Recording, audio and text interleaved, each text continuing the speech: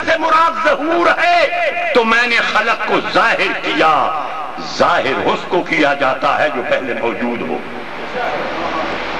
قرآن کی دلیل دیتا ہوں، اذا اراد شیئا ان یقول له کن، جب اللہ کسی شے کا ارادہ کرتا ہے، ان یقول له ضمیر کا مرجع وہ شے ہے، اللہ اس شے کو فرماتا ہے کن ہو جا، تو پہلے شے موجود ہے اس کو فرمایا جا رہا ہے اذا اراد شیئا ان یقول له ضمیر کا مرجع شے ہے، اللہ اس شے کو فرماتا ہے کن ہو جا، فیکون تو وہ ہو جاتی ہے، یعنی وہ پہلے شے علم الہی میں تھی، اب اس کو فرمایا جا رہا ہے پہلے باطن میں تھی اب ظاہر ہو جائے، اور اللہ بھی ایک شے ہے۔ قرآن کی دلیل دیتا ہوں، اللہ بھی شے ہے۔ قل ای شیء اکبر شہادۃ قل اللہ، اے محبوب فرما دے کون سی شے از روئے شہادت کے، از روئے ظاہر ہونے کے بڑی ہے، تو فرما دے کہ وہ اللہ شے بڑی۔ معلوم ہوا کہ وہ تھا، اب بھی وہی ہے، بات صرف اتنی ہے کہ اول بھی وہی ہے، آخر بھی وہی ہے، باطن بھی وہی ہے، ظاہر بھی وہی ہے۔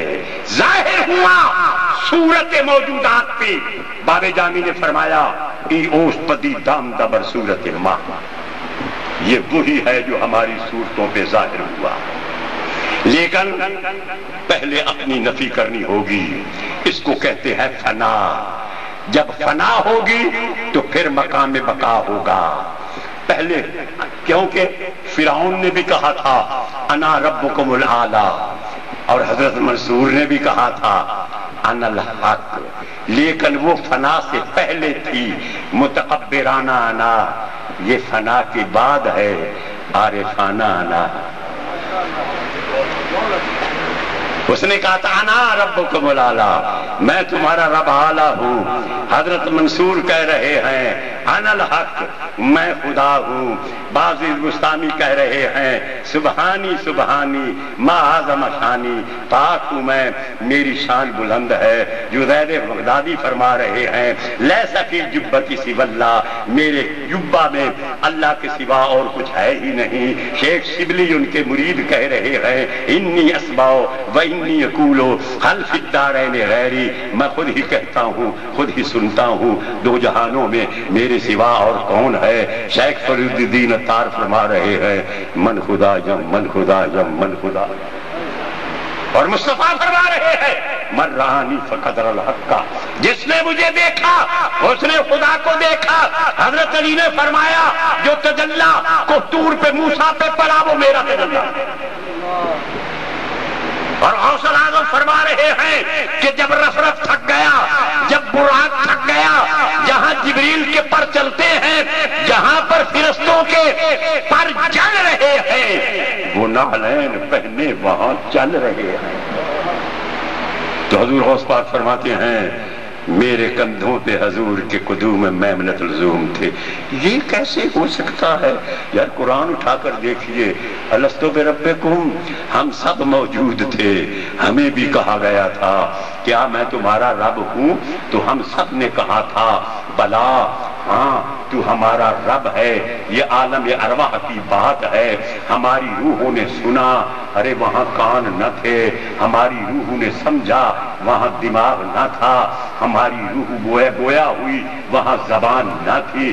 معلوم ہوا اگرچہ اس دنیا رنگ و بو میں ہماری ہی روح کانوں سے سن رہی ہے، زبان سے بولتی ہے، آنکھوں سے دیکھتی ہے، دماغ سے سوچتی ہے، لیکن من حیثو ہے یا اپنی شرافت ذاتی کے اعتبار سے روح کانوں کے بغیر الستو بربکم سنتی ہے اور زبان کے بغیر بلا کہتی ہے۔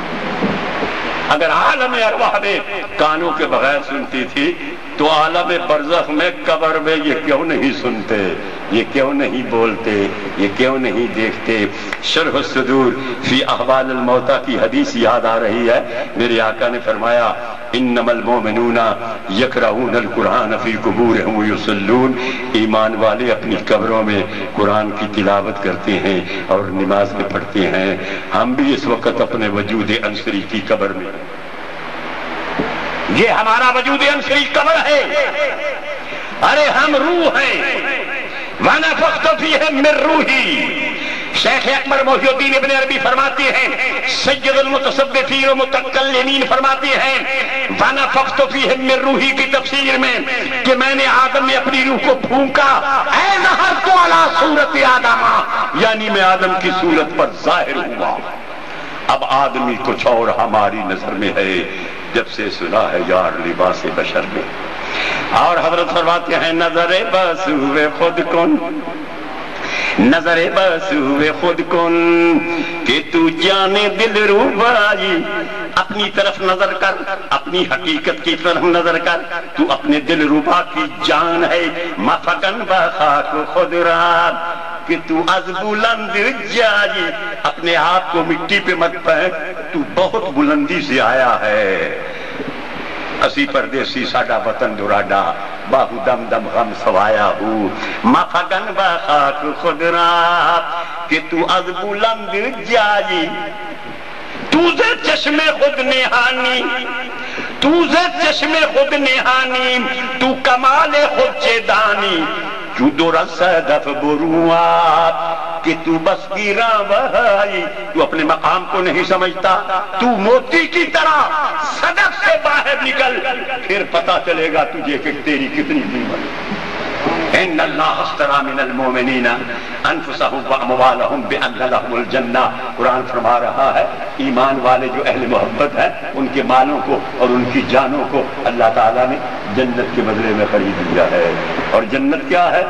ارے جنت تو میرے محبوب کے پاؤں کے تلووں کا دھون ہے، جنت تو ماں کے پیروں کے نیچے ہے، الجنت تحت اقدام امہاتکم، جنت تو آقا کا راہ گزر ہے، ما بین بیتی و منبری روضۃ من ریاض الجنہ، جنت تو قبر ہے، القبر روضۃ من ریاض الجنہ، جنت تو ایمان والے کی قبر ہے، یہ وجود ہی اب بھی قبر میں ہے ہم، لہذا دیکھیے ہم بولتے ہیں آواز ہے نظر نہیں آتی، ذرا توجہ فرمائیے، موجودیت کے لیے نظر آنا ضروری نہیں، ہم بولتے ہیں آواز نظر نہیں آتی، سنتے ہیں سماعت نظر نہیں آتی، ہم جس نظر سے دیکھتے ہیں وہ نظر نہیں آتی، ہم سمجھتے ہیں ہمیں اپنی سمجھ نہیں آتی، ہم سوچتے ہیں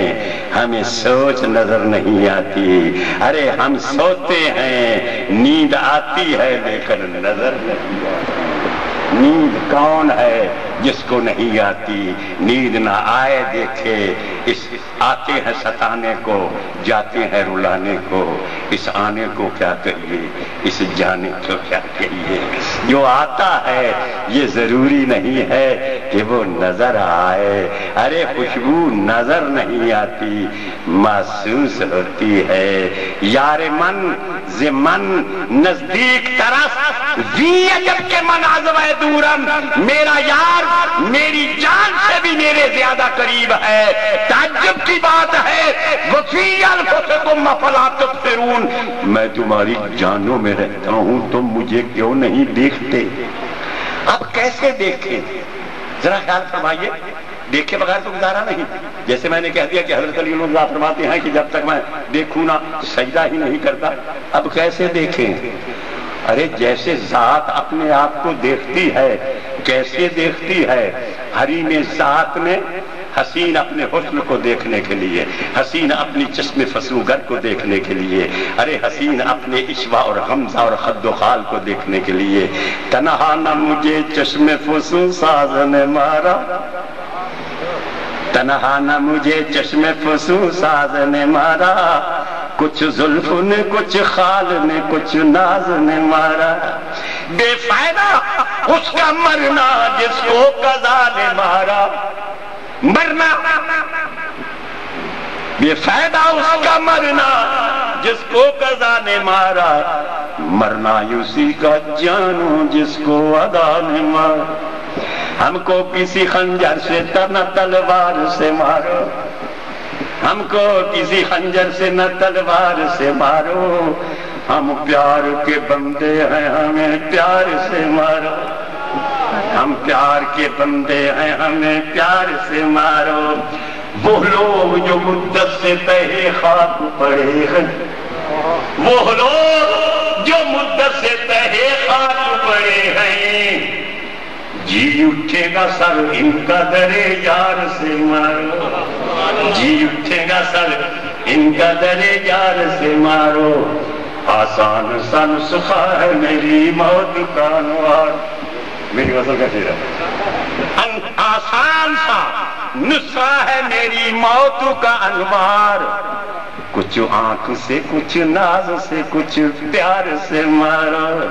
تو وہ نازنین سامنے بیٹھا ہے ناز میں، میرا جو رہی ہے ہماری نماز میں. تو بے فائدہ اس کا مرنا جس کو قضا نے مارا، مرنا اسی کا جانو جس کو ادا نے مارا.